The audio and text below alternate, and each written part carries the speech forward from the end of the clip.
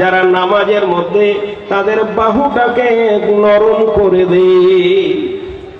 খেয়ারুকুম, তোমাদের মধ্যে উত্তম সেই ব্যক্তি আলিয়ানুকুম মানাকিবুন ফিস সালাহ, যাদের বাজুটাকে যাদের বাহুটাকে অন্যান্য নামাজের জন্য নরম করে দেয়। কিছু মানুষ তো নামাজে দাঁড়িয়ে যাবে যেন এখানে লাগলে মনে হচ্ছে বাবা পাহাড় রাখা আছে নাকি, এটা মানে এত মজবুত করে ধরে আছে একদম, মানে একদম। নবী কি বললেন? অপর মুমিনের জন্য, অপর নামাজের জন্য তোমার বাজুটা যেন নরম হয়ে যায়, যেন এখানে লাগলো তো মনে হচ্ছে বাহ এখন নরম মানুষ লাগলো। আর মেয়ে মানুষ পেলে বাসে তো একদম আরো গর্দান দেয়, তখন মানে খুব মজা লাগে। নরম আমার নবী। ওভার ডিউটি চলছে, আপনি তো শোয়া নাই বললেন না? সাড়ে চলবে, ওভার ডিউটি চলছে, আলহামদুলিল্লাহ। বুঝতে পারলেন? তাহলে আলিয়ানাকুম মানাকিবুন ফিস সালাহ, নামাজের মধ্যে নরম যার বাহু, অপর নামাজের জন্য যার বাহুকে নরম করে দেয়, বাজুকে নরম করে দেয়, আল্লাহ তাআলার নিকটে সবচেয়ে পছন্দনীয় মানুষ। কিছু মানুষ জালসায় বসে আছে, ওর পার্শ্বে বসে এখানে জমি কিনে নিয়েছে, মানে একেবারে ছিত্রে বসে, ও কাউকে বসতে দিবে না, এরকম আছে না ভাই? মানুষের জন্য রাস্তা দুনিয়াতে নবী মুহাম্মদ বললেন, কেউ যদি পৃথিবীতে কারোর জন্য বসার ব্যবস্থা করে দেয়, কিয়ামতের মাঠে রব্বুল আলামিন তার বসার ব্যবস্থা করে দিবেন। নবী আমার বললেন, পৃথিবীতে কেউ যদি কারোর জন্য তার উপকার করে, রব্বুল আলামিন তার দুনিয়াতে আখিরাতে উপকার করবেন। নবী আমার বললেন, কেউ যদি কোন মানুষের এখানে অভাবকে দূর করে, অসুবিধাকে দূর করে, মুশকিলকে দূর করে, রব্বুল আলামিন কিয়ামতে দুনিয়াতে এবং আখিরাতে তার সংকটকে দূর করে দিবেন। আলিয়ানুকুম মানাকিবুন ফিস সালাহ। আর এক প্রকার লোককে রব্বুল আলামিন সবচেয়ে পছন্দ মনে করেন, সেই মানুষগুলোর মধ্যে রব্বুল আলামিনের নিকটে সবচেয়ে পছন্দনীয় মানুষ সেই প্রকারের মানুষ। নবী আমার বললেন, খায়রুকুম মান তালা উমুরহু ওয়া হুসনা আমালুহু, তোমাদের মধ্যে উত্তম সেই ব্যক্তি, খায়রুকুম মান তালা উমুরহু, যাদের আয়ুকে আল্লাহ লম্বা করে, যাদের আয়ু লম্বা করেছে, যাদের আয়ু দীর্ঘ করেছে। মান তালা উমুরহু ওয়া হুসনু আমালুহু, বয়স বাড়ার সাথে সাথে তার নেকি বাড়তে রয়েছে, বয়স বাড়ছে নেকিও বেড়ে যাচ্ছে। এই ধরনের মানুষ যদি কেউ থাকে, রব্বুল আলামিন তাকে সবচেয়ে পছন্দ মনে করে। বয়স বাড়ছে, নেকিও বাড়ছে। বয়স বাড়ে না আপনার? কে তাড়াতাড়ি মরতে চান? হাত উঠাতে পারবেন কেউ যে আমি খুব তাড়াতাড়ি মরতে চাই? এরকম আছে কোন মানুষ? বহুত মানুষ বাড়িতে বলেন, রব্বুল আলামিন তুমি আমার মৃত্যু দাও। এইরকম স্ত্রীর কাছে থাকার চেয়ে না থাকাই ভালো। আছে না এরকম? যাদের স্ত্রী বদমাস, ওরা কত যে মৃত্যু চাইছে। যাদের স্বামী বদমাস, তাদের স্ত্রীরা মৃত্যু চাইছে। এই মজলিসে কি কারুর স্ত্রী খারাপ নাই, কারুর স্বামী খারাপ নাই? বলেন তো, কে আগে মরতে চান? আছেন এরকম কেউ মরতে চান? মরলেই তো কবরে পুঁতবে আমার ছেলে মেয়ে, আর এখানে পুঁতবে না বাড়িতে, ঘরে পড়েছে এখানে পুঁতবে। পুঁতে আসবে কোথায়? ওই বাঁশতলাতে পুঁতে আসবে। হয় বা ওখানে চিৎকার করলে তো কেউ সাড়া দিবে না। আমার গ্রামে কদিন আগে একটা বয়স্ক মেয়ে প্রতিবেশী মারা গেল। জানাজা পড়ালাম, মাটি দিলাম। 2 দিন পর আমি মাদ্রাসা থেকে যাচ্ছি, না মাঠ থেকে যাচ্ছি, যত সম্ভব জমি থেকে, তো ওই দাঁড়িয়ে আছে বাড়ির পাশেই কবরস্থান, দাঁড়িয়ে আছে। তো বললাম, দাদা একটু আমার সময় নেই আপনার। আমি কেন?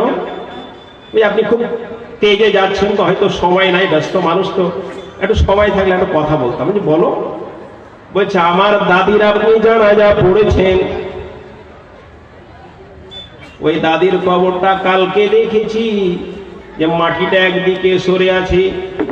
আমার শাশুড়ি মাকে বলেছি, ভয়ে আমরা বউ আর শাশুড়ি মা গোরের কাছে যেতে পারেনি, এত আমাদের কাজ। বাড়ির পুরুষ মানুষ কবর দেখার সময় পায় না, আমার শ্বশুর সময় পায় না, আমার স্বামী সময় পায় না, শ্বশুরের সময় নাই, স্বামীরও সময় নাই দেখার জন্য। আপনি যদি সময় দেখে সাথে চলুন, আমরা ভয়ে কবরের নিকটে যেতে পারি না, কবরের নিকটে যেতে পারি না। আমি গেলাম, আমার সাথে সাথে বৌমা এবং শাশুড়ি মা গেল, দেখলাম আপনার কবর থেকে মাটিটা সরিয়ে দিয়েছে, তবে একেবারে লাশ পর্যন্ত বসতে পারেনি, বসতে পারেনি। কবর কি জিনিস একেবারে যেদিন হবে সেদিন বুঝতে পারবেন, যেদিন হবে সেদিন বুঝতে পারবেন। এ মিছে দুনিয়ায় তুমি থাকবা কতদিন, এ মিছে দুনিয়ায় তুমি থাকবা কতদিন, হঠাৎ করে উঠবে বেজে চলে যাওয়ার দিন, এ মিছে দুনিয়ায় তুমি থাকবা কতদিন। এ দুনিয়ার মিছে মায়ায় আছো তুমি ভুলে, এ দুনিয়ার মিছে মায়ায় আছো তুমি ভুলে, এ দুনিয়ার মিছে মায়ায় আছো তুমি ভুলে, একবারও ভাবনি ভাই চলে যেতে হবে, একবারও ভাবনি ভাই চলে যেতে হবে। কি হিসাব দিবে তুমি, কি হিসাব দিবে তুমি শেষ বিচারের দিন, এ মিছে দুনিয়ায় তুমি থাকবা কতদিন, হঠাৎ করে উঠবে বেজে চলে যাওয়ার দিন, এ মিছে দুনিয়ায় তুমি থাকবা কতদিন। নতুন সাজে সাজবে তুমি সাদা পোশাকে, নতুন সাজে সাজবে তুমি সাদা পোশাকে, দলে দলে আসবে সবাই তোমায় দেখিতে, নতুন সাজে সাজবে তুমি সাদা পোশাকে, দলে দলে আসবে সবাই তোমায় দেখিতে, তোমায় মনে রাখবে সবাই, তোমায় মনে রাখবে সবাই, অল্প কিছুদিন তোমায় মনে রাখবে সবাই, অল্প কিছুদিন। এ মিছে দুনিয়ায় তুমি থাকবা কতদিন, এ মিছে দুনিয়ায় তুমি থাকবা কতদিন। বাপুরে আমার কেউ মরতে চায় না, আমার নয় বললেন আয়ু যদি বাড়াতে চাও, আয়ু যদি লম্বা করতে চাও, আর রুজিতে যদি সংকট মিটাতে চাও, অভাব যদি দূর করতে চাও, দুটো জিনিস করো। নবী আমার বললেন ভাগ্য পর্যন্ত পরিবর্তন হয়ে যাবে। আমার নবী জনাবে মুহাম্মদ রাসূলুল্লাহ সাল্লাল্লাহু আলাইহি ওয়াসাল্লাম তিনি বললেন লা ইয়ারুদ্দুল কাযা ইল্লা বিদুয়া, মানুষের ভাগ্য পরিবর্তন হয় একমাত্র দুয়ার কারণে পরিবর্তন হয়। ফজরের নামাজে পূর্বে উঠুন, ফজরের আজান হবে তার পূর্বে ঘুম থেকে জাগুন, জাগার পর সুন্দর করে ওযু করুন, ওযু করে 2 রাকাত নামাজ পড়ুন, নামাজ পড়ার পর রব্বুল আলামিন নিকটে হাত উঠিয়ে দোয়া চান, রব্বুল আলামিন জানি না আমার অবস্থা কি হবে, রব্বুল আলামিন আমি জান্নাতি না জাহান্নামী জানি না, রব্বুল আলামিন এল আলামিন তুমি আমাকে জান্নাতবাসী করো।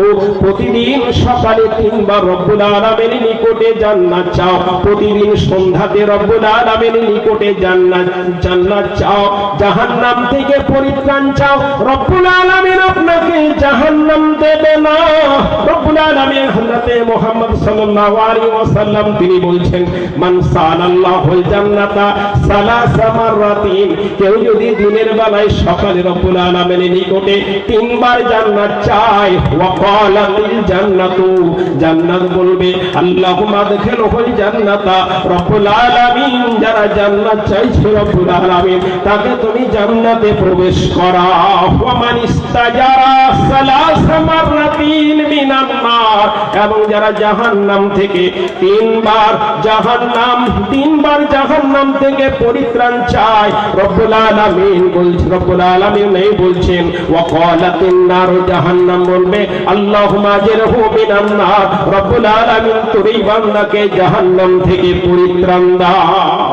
কথা বলছিলাম বাপুরে আমার, মান তালাউ মুরহু ওয়া হুসনু মালুহু, নেকি যদি আপনার বেড়ে যায়, আয়ুর সাথে সাথে যদি আপনার নেকি বেড়ে যায়।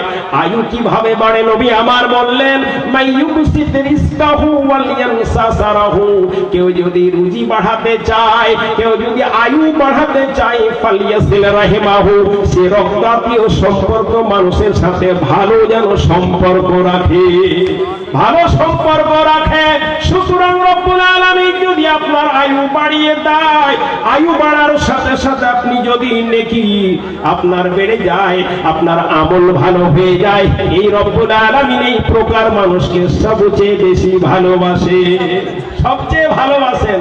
আর এক প্রকার লোককে রব্বুল আলামিন সবচেয়ে ভালোবাসেন, তিনি হচ্ছেন নবী মুহাম্মদ বললেন, খায়রুকুম মান আনফা'আন নাসা, যে মানুষগুলো মানুষের উপকার করে, যারা মানুষের উপকার করে, রব্বুল আলামিন সেই প্রকার মানুষকে সবচেয়ে বেশি ভালোবাসে।